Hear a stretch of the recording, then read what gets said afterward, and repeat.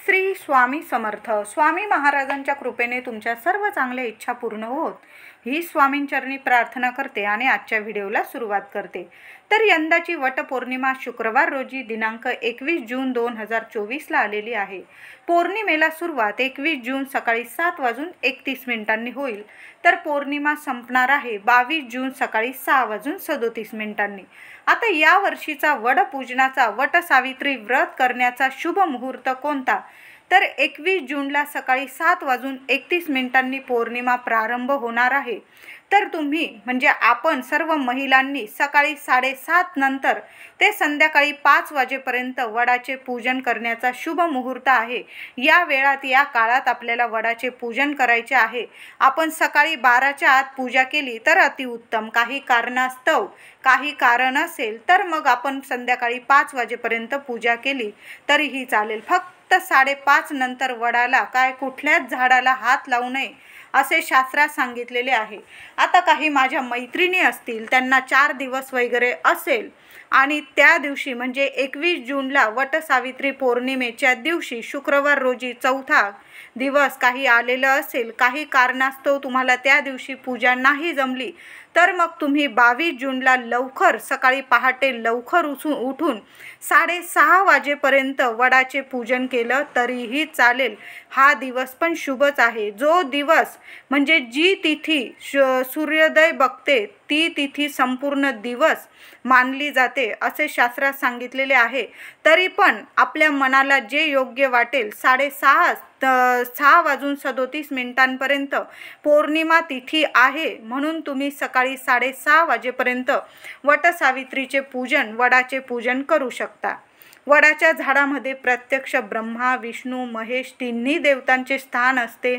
मुळाशी श्री ब्रह्मदेवता, पानांमध्ये श्रीहरी विष्णू आणि टोकाशी शिवजींचा वास असतो. वटपौर्णिमेला वडाच्या झाडाचे पूजन केल्याने तिन्ही या त्रिदेवांचे पूजन केल्याचे फळ आपणास मिळते.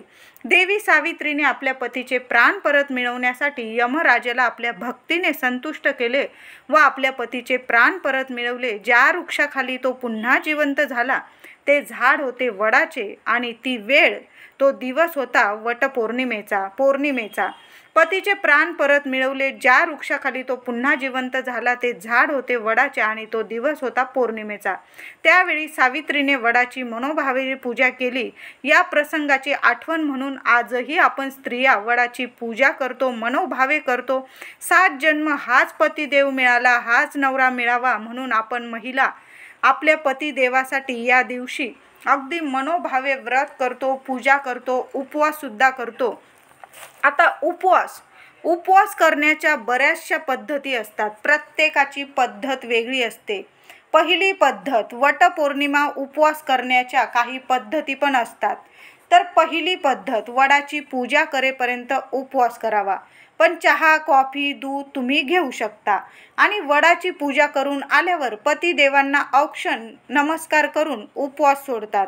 अशा पद्धतीने पण काही ठिकाणी उपवास केला जातो. म्हणजे जोपर्यंत वडाचे पूजन होत नाही तोपर्यंत फक्त चहा कॉफी घेतात, काही खात पित नाही. दुसरी पद्धत, वडाची पूजा करेपर्यंत निर्जला म्हणजे काही खाणं पिणं करायचं नाही, काहीच खायचं नाही प्यायचं नाही व वडाच्या पूजनानंतर पतिदेवांना नमस्कार करून उपवास सोडतात. ही झाली दुसरी पद्धत. आणि तिसरी पद्धत म्हणजे या दिवशी दिवसभर वटसावित्री पौर्णिमा या दिवशी उपवास केला जातो व यामध्ये उपवासाचे पदार्थ खाल्ले जातात. काही ठिकाणी तर निर्जला म्हणजे काहीच खात पित नाही बायका, अगदी दिवसभर काही खाता पिता निर्जला उपवास करतात. तर काही जणी उपवासाचे पदार्थ खाऊन उपवास केला जातो व संध्याकाळी प्रदोष काळानंतर म्हणजे सूर्य मावळल्यानंतर वटपौर्णिमेचा उपवास तो सोडला जातो. आता उपवास सोडताना उपवास कशावर सोडतात? तर पूर्वीपासून म्हणजे चण्याची डाळ असो किंवा चण्यांवरच उपवास सोडला जातो. म्हणजे चण्याच्या डाळीचे गोड पुरण, त्या चण्याची डाळ शिजवून त्यात गूळ टाकून त्याचे पुरण करून त्याची पोळी तयार करून ती पोळीचा नैवेद्य आधी आपल्या देवी देवतांना गाईला दिला जातो. देवी देवतांना नैवेद्य दाखवून मग आपण उपवास सोडायचा असतो. आता ज्यांना पुरणाचा नैवेद्य बनवला नसेल, म्हणजे ज्यांना जमत नसेल पुरणाची पोळी या दिवशी बनवायला, तर काळे चणे भिजवून त्याची भाजी करून किंवा मीठ टाकून उकळवून त्याचबरोबर जो स्वयंपाक केलेला असेल ते जेवण, त्यात आंब्याचा रस, चपाती, पुरी वगैरे असे पदार्थ खाऊन उपवास सोडला जातो. म्हणजे प्रत्येकाची उपवास करण्याची पद्धत ही वेगळी असते. आपापल्या परीने उपवास करावा. फक्त मनोभावे वडाचे पूजन करणं खूप महत्त्वाचं असतं.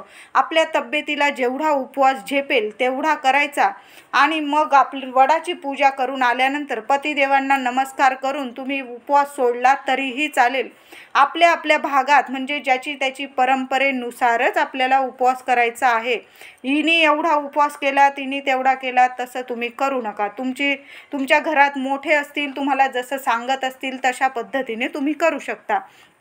आणि तुम्ही उपवास करा किंवा नका करू, पण वटपौर्णिमेला पतिदेवांच्या उदंड आयुष्यासाठी, आपल्या सुख समृद्धीसाठी, आपल्या घरात गोकुळ व्हावं, आपल्या घरात सुख यावं, लक्ष्मी माता वास करावी म्हणून, आपल्या पतीला, मुलांना उदंड आयुष्य, आरोग्य लाभावं म्हणून काय करायचं, या दिवशी उपवास नाही केला तुम्ही तरीही चालेल, पण वडाला 7 फेरे मारून धागा गुंडाळा.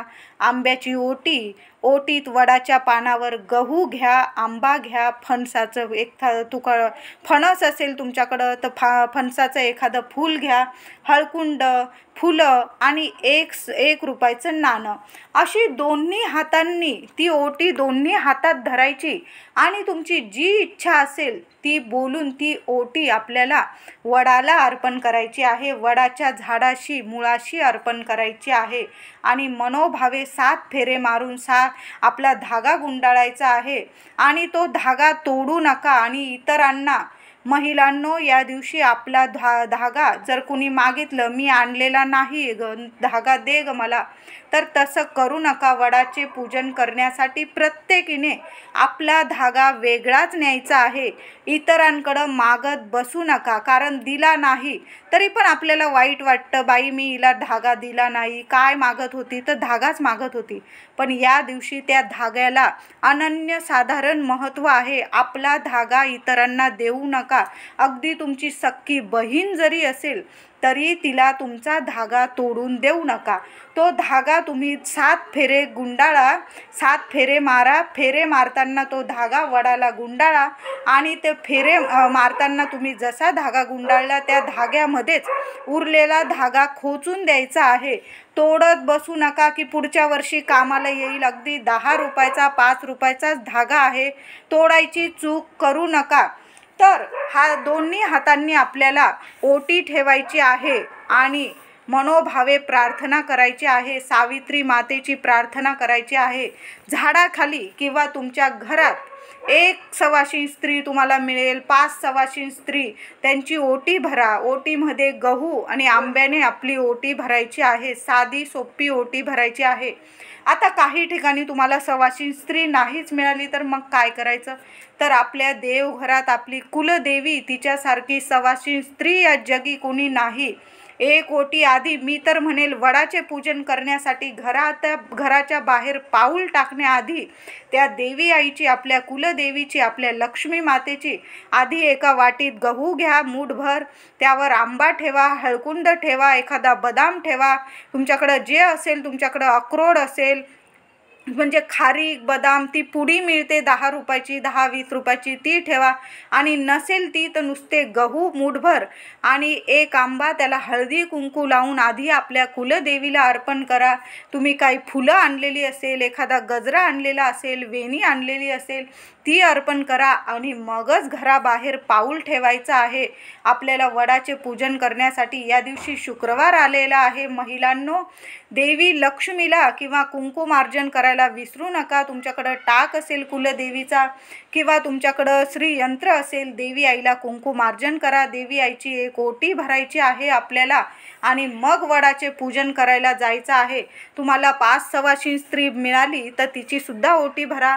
त्या दिवशी पतिदेवांना पाय पडून नमस्कार करा. त्यांच्याबरोबर आनंदाने पूजा करून झाल्यानंतर जेवण अवश्य करा. दोघांनी मिळून जेवण करा. हा दिवस आनंदाने पतिदेवांबरोबर हा दिवस साजरा करायचा आहे। कायम तुमच्यात प्रेम टिकून राहील असा दिवस आहे वटपौर्णिमेचा। आनंदाने हा दिवस साजरा करायचा आहे। या दिवशी लाल, हिरवी, पिवळी अशा गुलाबी रंगाच्या, जांभळ्या रंगाच्या अशा साड्या परिधान करा। पांढरे, काळे रंग असे वापरू नका। या दिवशी नवीन स्त्री असेल, म्हणजे नवीन लग्न झालेली स्त्री असेल आणि तिची पहिली वटसावित्री असेल तर हिरव्या किंवा लाल रंगाच्या साडीने तुम्ही या दिवशी साडी घालून पूजा करायची आहे। आणि नवीन काचेच्या बांगड्या आपल्याला या दिवशी घालायच्या आहे। त्यात हिरव्या रंगाच्या काचेच्या बांगड्या सुवासिनी स्त्रियांना खूप शोभून दिसतात। व्हिडिओ आवडला असेल लाईक करा, सर्वांना शेअर करा, चॅनलला कृपया सबस्क्राईब करा।